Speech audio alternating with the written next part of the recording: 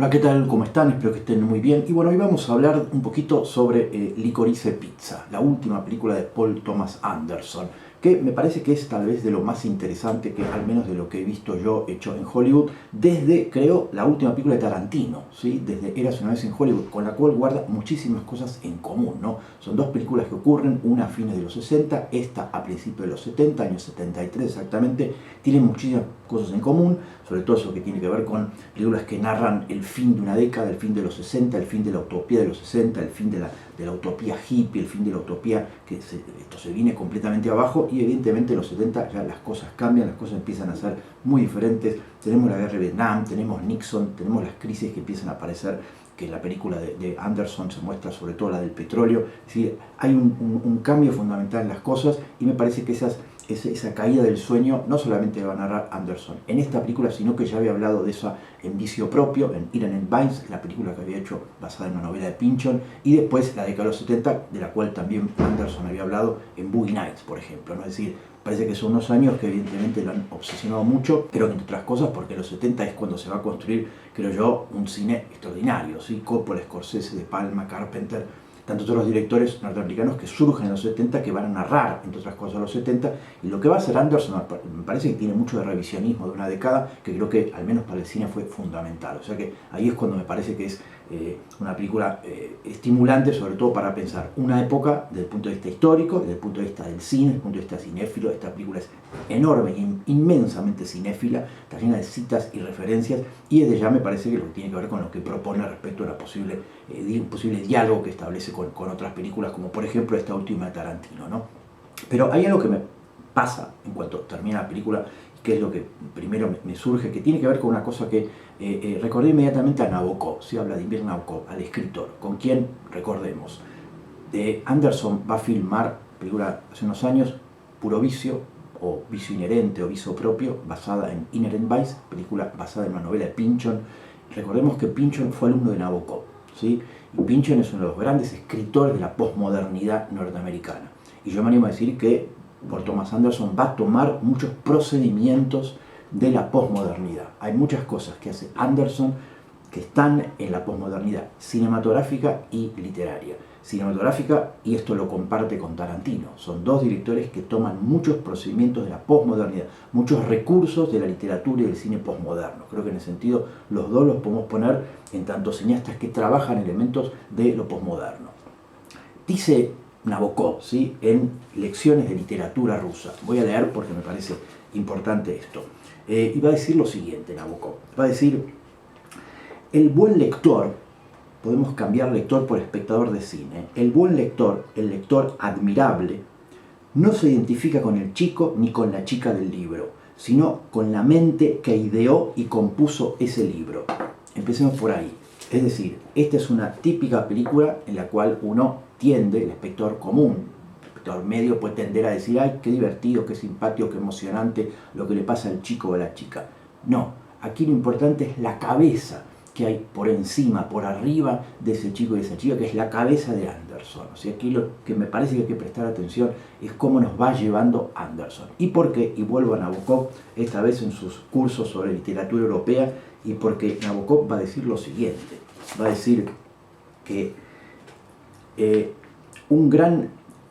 hablando del escritor, pasémoslo a un director de cine, va a decir: hay tres puntos de vista desde los que podemos considerar a un escritor: narrador, maestro y encantador, ¿sí? Y esto me parece clave, considerar a un director de cine como un gran encantador, y creo que esta película entra perfecto en esa definición. Anderson es un gran encantador. Esta es una película hecha por un director que, además de un gran cineasta, además de un gran maestro del cine, es un encantador. Es una película que, como decía antes, recurre a un montón de elementos propios de la posmodernidad, entre ellos lo que tiene que ver con la fragmentación del relato. Es una película que el guión importa poco y nada.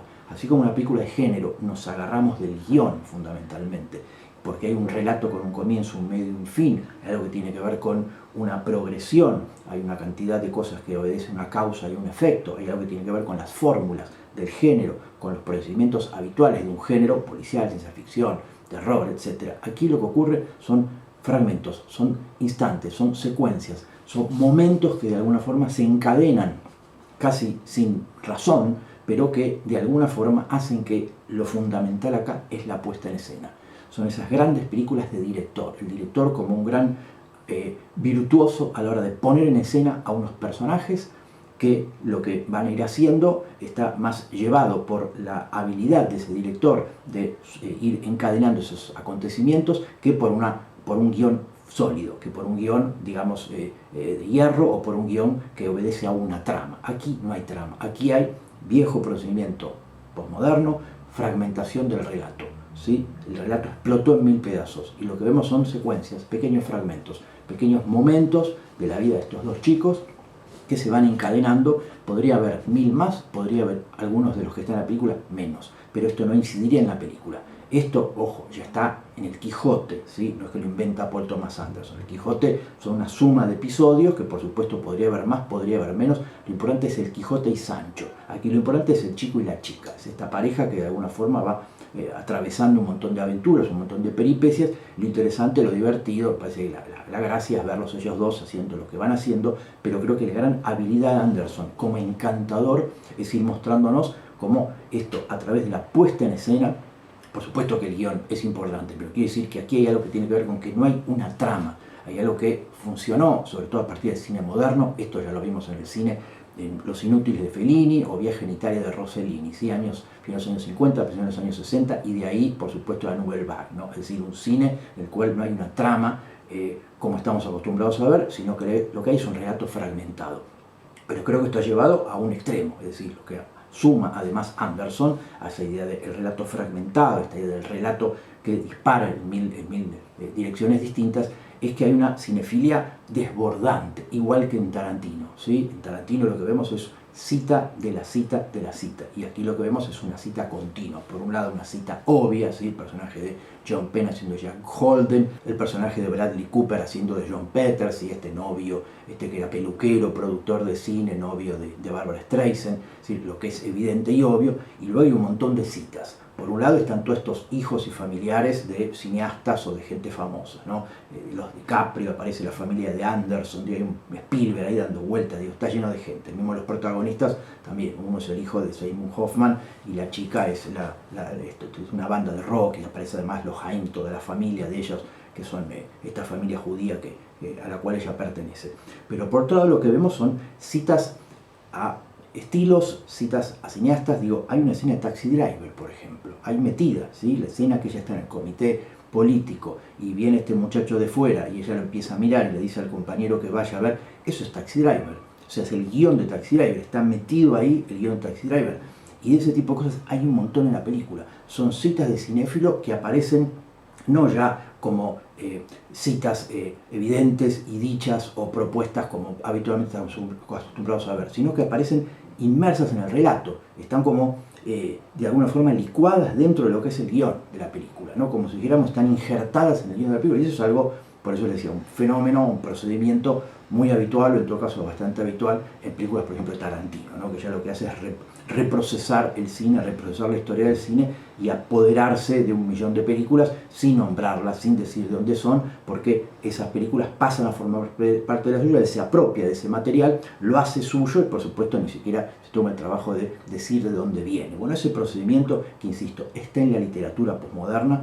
y está por supuesto en el cine posmoderno. Por eso digo que no es un detalle menor que venga un poco de ahí. Esta idea de jugar con un director como Paul Thomas Anderson, que no en vano adaptó a Pynchon y que en Vicio Propio, en su película, va a hacer precisamente eso, ya que le va a sumar a la novela de Pynchon todo esto que tiene que ver con lo cinematográfico, que no está en la novela, o al menos no está de esa manera, y por supuesto en esta ya es mucho más evidente, eso que tiene que ver con una película hecha en base a otras películas, una película que habla de otras películas, así como en la literatura veíamos novelas que trataban de otras novelas, acá vemos una película que trata de otras películas y que tiene el cine tal vez como gran tema, igual que en Eras una vez en Hollywood de Tarantino, ¿no? Aparece ahí de forma más evidente, pues es una película sobre el cine, pero aquí me parece que se hace evidente en tanto que los chicos son actores y aparece esta idea de la personalidad, de la identidad, esta idea de la construcción de la identidad, de chicos que buscan construirse a sí mismos, que buscan construir su identidad, que buscan encontrar una identidad, que también es un fenómeno tan propio del posmodernismo, o sea, como ruptura con la modernidad, donde los personajes son más definidos, son más claros, la tienen más clara. Acá lo que aparece como fenómeno de la posmodernidad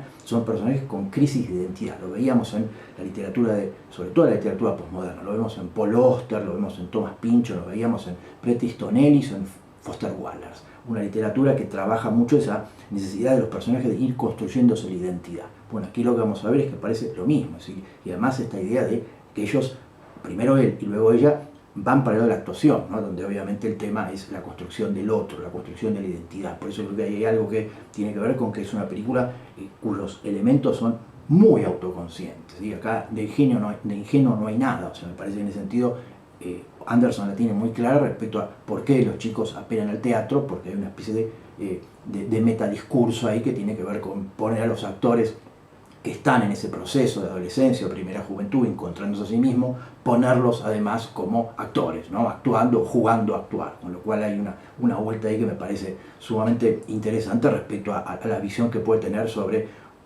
su propio cine como un cine de relectura, un cine de revisión del cine anterior. Me animo a meter también a literatura ahí, ya les digo, Anderson con el antecedente de haber adaptado no solo a Steinbeck en Petróleo Sangriento, sino aquí a Thomas Pynchon, es evidente que algo de todo esto sabe. O sea que hay algo que me parece importante. Y por supuesto algo que me llama sobre todo la atención, ¿no? Que es ver cómo hace un cine que de alguna forma está a contramano de lo que vemos habitualmente en Hollywood, ¿no? Actualmente películas de superhéroes, esto es la vereda de enfrente, o sea, es apostar al opuesto, es apostar a lo que no tiene absolutamente nada que ver, sino que ir por un camino distinto que evidentemente hoy, dado como están las cosas, en las cuales vemos que el cine parece estar copado por películas, efectos especiales, grandes presupuestos, grandes actores, apuesta por algo completamente distinto, es el mundo opuesto completamente, y creo que la jugada le sale más que bien. Por eso digo, creo que es una película que de alguna forma se pone a dialogar con cierto cine de Hollywood, con ciertos directores y con cierta tradición del cine de Hollywood completamente opuesta